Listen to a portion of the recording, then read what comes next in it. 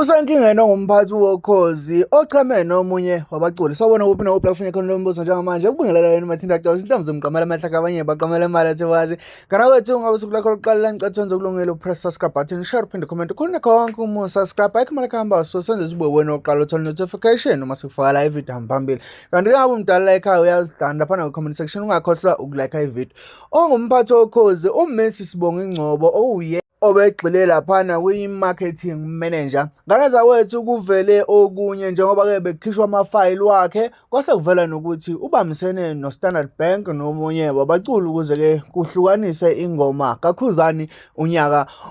Angizi ukukhuluma kakhulu ngane zawethu ngizothi qabuqabu laphana ebekufanele noma la bekhulunywa khona ngoKhuzani ngoba lokho okunye kukhuluma ngaye nezinto abezenza nonjinji nabanye. Kunumber 6 wena kuphinde kube ney'nsolo ezithi wena nezikhulu zebhange yo-Standard Bank niyasebenzisana ukupheka amavote engoma ezohlukanisa unyaka neyaziwa nge-top 10 Song of the Year ukuze konke kuvuna umculo uKhuzani niphinde abe yinxusa lalo ibhange leli ukwenza lokhu ngendlela yokuthi uphinde uputshuzele uKhuzani ukuma kwezinamba zamavoti okungenzeki kwabanye abaculi nokunika yena advantage ngaphezulu kwabanye abaculi. Ngabe uyawuphika nalokhu?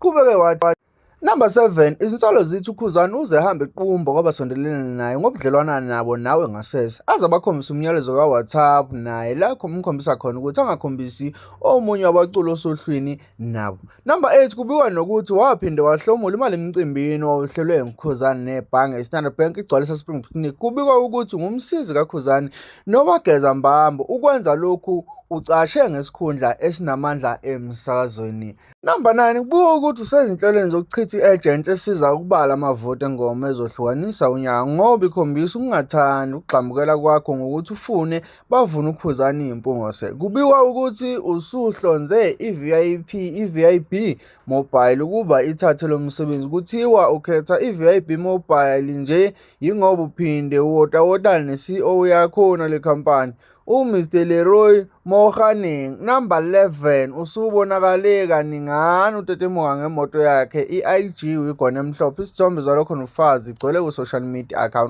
account yakho. Ngane zawethu angifuni ukwanda kakhulu kodwa bengifuna sikhothe la kukhuluma khona ngendaba yokuvotelana nokuvotelwa kanjani okhozini engingacabanga ukuthi liqiniso noma-ke ngabe iliqiniso kodwa ivele yaba nama-proof amaningi ngoba akuvelanga ukuthi ubani uyayivotela noma uyavotelwa noma uhlanganise kanjani kodwa kuqala kukhishwa amafayili ayo-ke i-marketing manager yasokhozini. Ngane yakwethu la kuvele ngephutha lokhu kwaKhuzani kodwa umuntu kahlahlo beyocwa noma bekuveza lento le ungacaci kwakhe marketing manager okuyena-ke uSibonga laphana-ke ngane zakwethu. Ngiyafisa ukuthi ngizuvo lakho malana nodaba nokuxhumana nje kwekhabhinethi yakhe laphana-ke ukuze kuvotelwane ngale ndlela kuvotelwana ngayo ngane kwethu. Sekucacile ukuthi indaba yokhozi ayikho futhi ayisoze ibe khona njengoba-ke kunenkulumo eziningi malana nengoma ezohlukanisa unyaka. Abanye bathi uKhuzani uyayivotela, abanye bakhala ngokuthi amabhinqi izithutha ezidomu ahlala phansi ayikho into awazi ukuyenza ngaphandle kokuyivotela. Omunye uthena Nkosi yami yena uzowenza ingoma ezohlukanisa unyaka mhla ka-6. Ngane zakwethu asingaxoxi nje kakhulu okwamanje asibambela ngizufakazi wakho noma ngizuvo lakho malana nalolu daba laphana kwi-comment section ungakhohlwa ukulike ivideo yethu hamba phambili ukuze-ke siphinde sikulethele ezinye ehamba phambili. Sekhaya ngivumele ngiphume kanje wena ngibambe kwivideo elandelayo.